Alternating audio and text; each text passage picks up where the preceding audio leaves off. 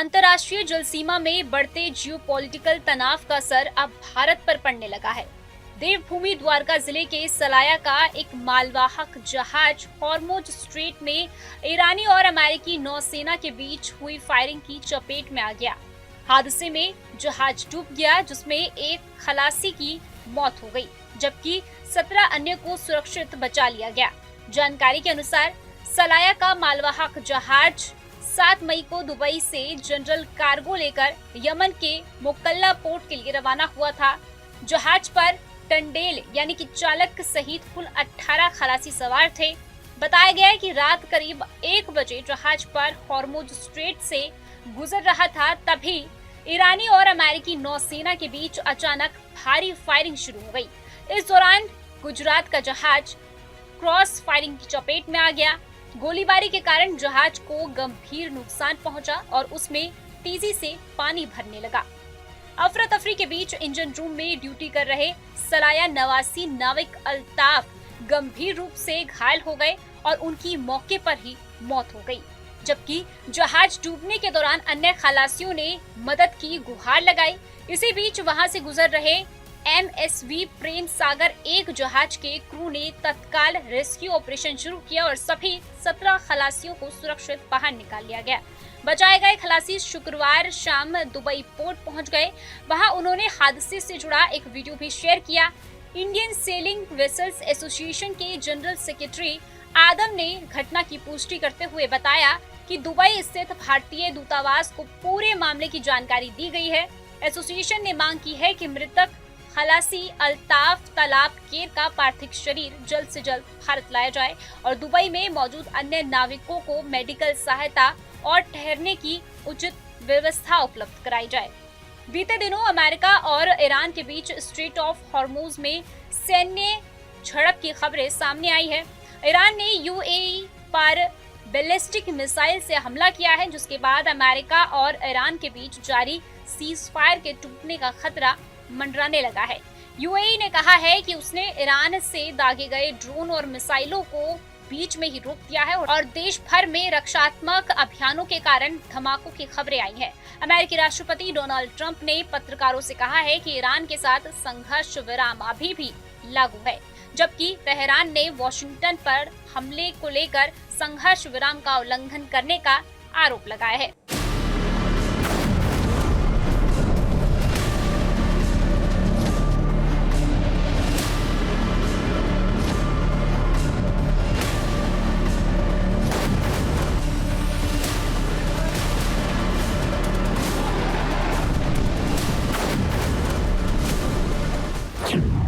खलीफा के हाथ nuclear weapon, Trump अब फोड़ डालेंगे एटम बम।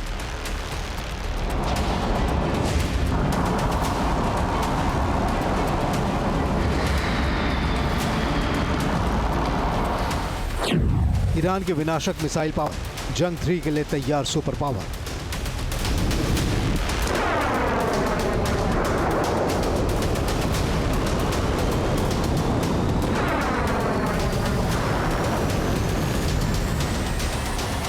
वन 2 3 4 नहीं, 200+ फैट मैन।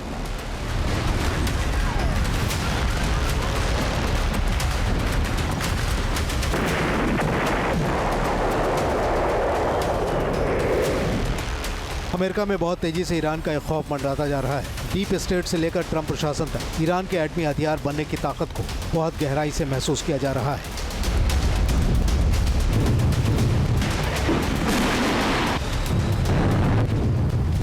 ये डर है कि जंग में तबाही मचाने के बावजूद जब ईरान काबू में नहीं आया,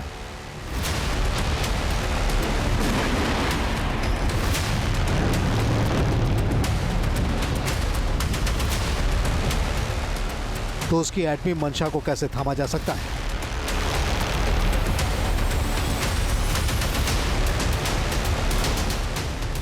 अमेरिका में राष्ट्रपति ट्रंप इस वक्त जबरदस्त दबाव में, उनके लिए रेड लाइन खींच दी गई है। ईरान के साथ जल्द से जल्द डील पर साइन कर लें तो बेहतर है, वरना अमेरिका को बहुत भारी दर्द झेलना पड़ सकता है।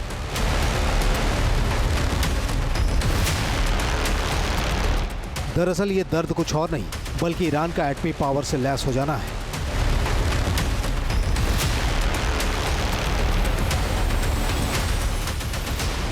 ईरान के पास हाईली एनरिच्ड यूरेनियम की मौजूदगी से किसी को इनकार नहीं है। ईरान ने 60% तक एनरिचमेंट बढ़ा लिया है और यूरेनियम का बड़ा स्टॉक पाइल जमा कर लिया है। इससे ब्रेकआउट टाइम बहुत कम हो गया है।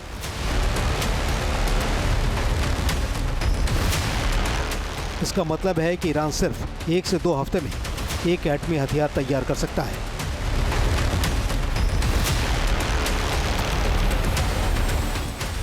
दावा किया जा रहा है कि ईरान ने प्लूटोनियम की भी भारी मात्रा इकट्ठा कर रखी है,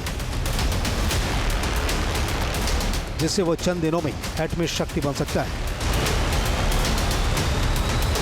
और तब अमेरिका बस देखता रह जाएगा।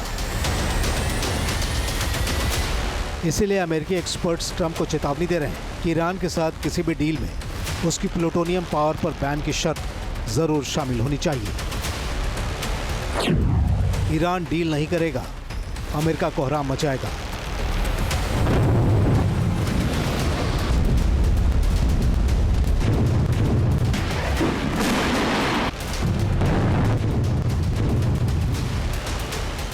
साफ है, ईरान के साथ समझौता नहीं होने की सूरत में अमेरिका जंग से निकलने के लिए जंग का दूसरा चैप्टर ही खोलेगा। ईरान के खिलाफ ट्रंप का वॉर प्लान तैयार बताया जा रहा है।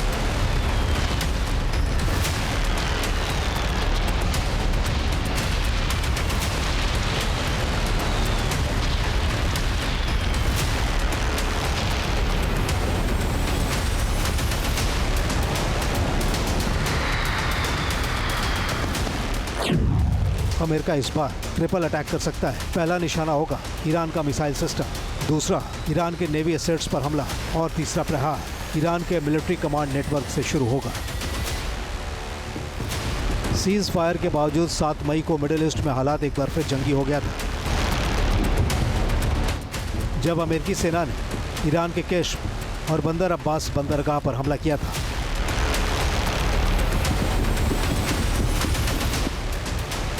ये दोनों इलाके हॉर्मुज स्ट्रेट के चोक पॉइंट के पास एक रणनीतिक कॉर्क की तरह है। ईरान के तेल बंदरगाहों पर अमेरिकी हमला यूएई के फुजैरा पोर्ट पर ईरान के 15 बैलिस्टिक और क्रूज मिसाइलों को दागने के 2 दिन बाद हुआ था।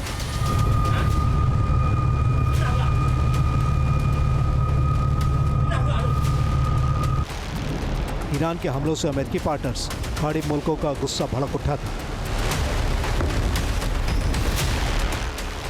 ट्रंप कह रहे हैं कि अगर ईरान ने समझौता नहीं माना तो हमले फिर से शुरू हो सकते हैं और इस बार हमला पहले से ज़्यादा भयानक होगा। ट्रंप बार बार ऐलान कर रहे हैं कि ईरान के पास न्यूक्लियर हथियार किसी सूरत में नहीं होना चाहिए। अमेरिकी सरकार की टेढ़ी निगाह खास तौर से ईरान की उन परमाणु हथियार सुविधाओं के ऊपर रहती है जो परमाणु बम बनाने के लिए यूरेनियम का इस्तेमाल करती हैं। लेकिन कहा जा रहा है कि तेहरान इस चूक का फायदा उठाकर सीक्रेटली प्लूटोनियम आधारित परमाणु हथियार बना सकता है।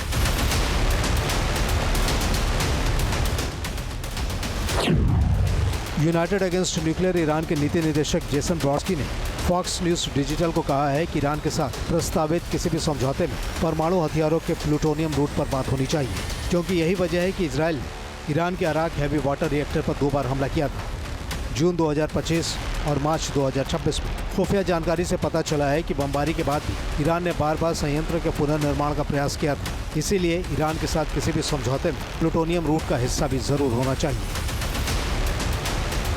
माना जा रहा है कि ईरान के पास प्लूटोनियम का इतना बड़ा जखीरा है कि वो अब 10 या 12 नहीं बल्कि 200 से ज़्यादा परमाणु हथियार बना सकता है।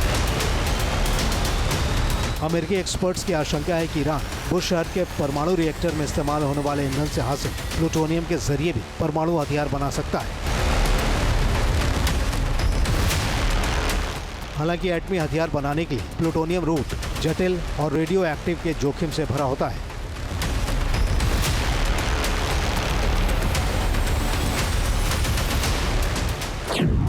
दरअसल यूरेनियम रूट प्राकृतिक यूरेनियम को गैस सेंट्रीफ्यूज से U-235 यानी 90% से ज्यादा संवर्धित किया जा सकता है। मसलन हिरोशिमा पर गिराया गया अमेरिका का लिटिल बॉय बम। न्यूक्लियर बम बनाने में प्लूटोनियम रूट भी है। प्लूटोनियम प्राकृतिक रूप से नहीं मिलता। ये न्यूक्लियर रिएक्टर में U-230 न्यूट्रॉन सोखने से बनता है। नागासाकी पर गिराया गया फैटमैन प्लूटोनियम आधारित न्यूक्लियर बम था। वैसे ईरान का फोकस यूरेनियम को हाईली एनरिच कर एटम बम बनाने पर रहा है। लेकिन ईरान ने अराक हैवी वाटर में इजराइल के हमले के बाद बदलाव कर दिया है,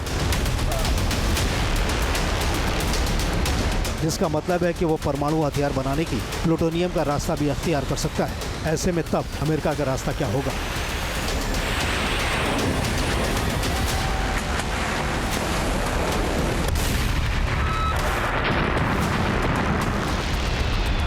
देखिए, डील अगर नहीं हो पाती है तो फिर तो ट्रंप को के पास दो ऑप्शंस हैं। एक तो कि हॉर्मुज़ को खुलवाने के लिए उनको सैनिकों को भेजना पड़ेगा, यानी कि उनका मिलिट्री इंटरवेंशन, एक वो रास्ता है। और दूसरा कि जो अभी की स्थिति है उसको बरकरार रखें, यानी कि ब्लॉकेट को बनाए रखें, जिसके माध्यम से उनकी उम्मीद है कि अगर 3-4 महीने तक अगर ब्लॉकेट रहता है तो शायद ईरान की परेशानी बढ़ जाएगी, उसकी आर्थिक स्थिति खराब हो सकती है। उस समय शायद ईरान समझौता करने के लिए तैयार हो। लेकिन दिक्कत यह है कि अगर ब्लॉकेट रहता है तो अमेरिका का भी काफ़ी नुकसान होने वाला है। ईरान के लिए अमेरिका न्यूक्लियर बम बनाने का हर दरवाजा बंद कर देना चाहता है, लेकिन ये आसान नहीं है। ईरान ने भी अपनी वॉर मशीन को फिर से खड़ा कर दिया है।